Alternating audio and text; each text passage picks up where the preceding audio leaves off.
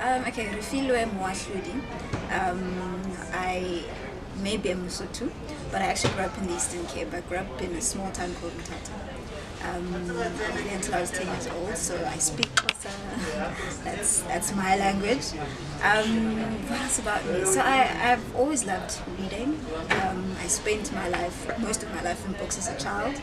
And the older I got, the more I felt like this is something that I want to do. I love creating different worlds that you can disappear in between pages.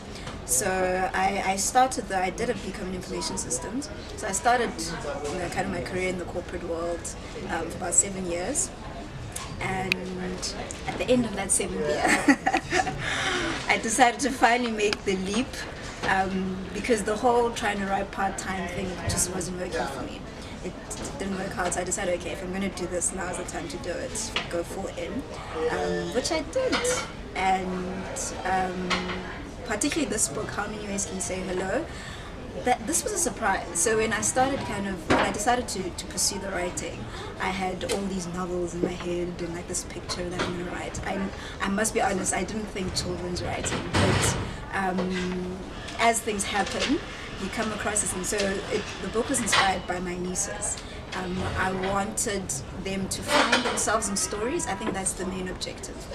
And this particular book was about them celebrating where they're from, and also where the people around them are from. So just being aware that we come from different places, but we can learn from each other.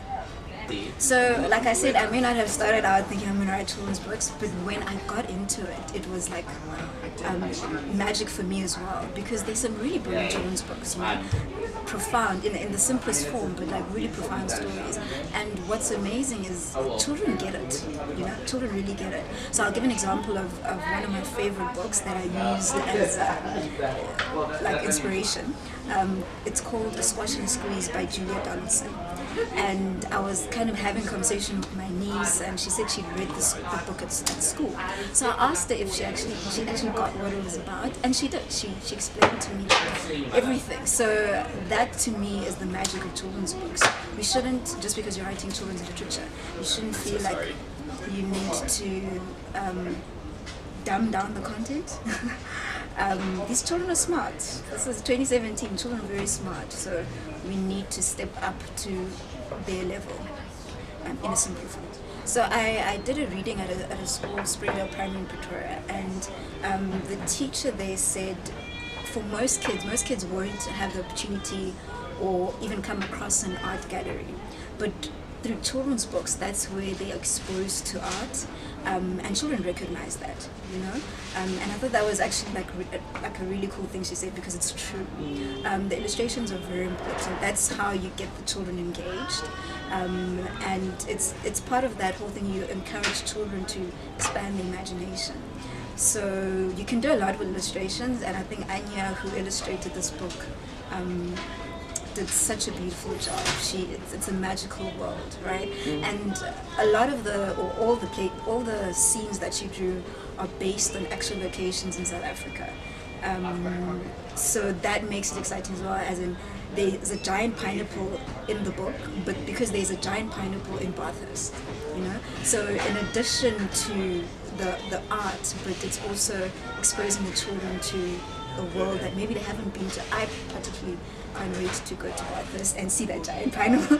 Every time I read out a giant pineapple, the kids are like, oh my goodness. So they enjoy that.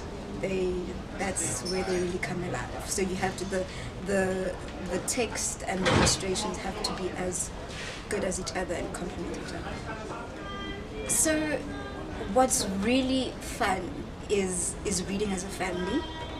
And like I said, there's some really awesome children's books out there. So parents mustn't feel like, oh, if I buy a children's book, then I'm going to have to read the child and I'll be bored. That's actually not it. I think the children's books are quite engaging.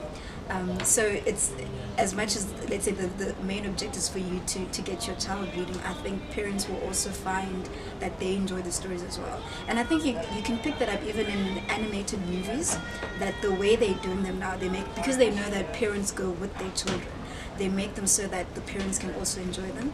That is also happening in the children's books. So read as a family. and you will see the joy that it gives to the children, and I think that's when parents will see how beneficial it is, and they will enjoy it as well. I'm like a huge fan. I have a collection of children's books now, so I read them more than I do adult books.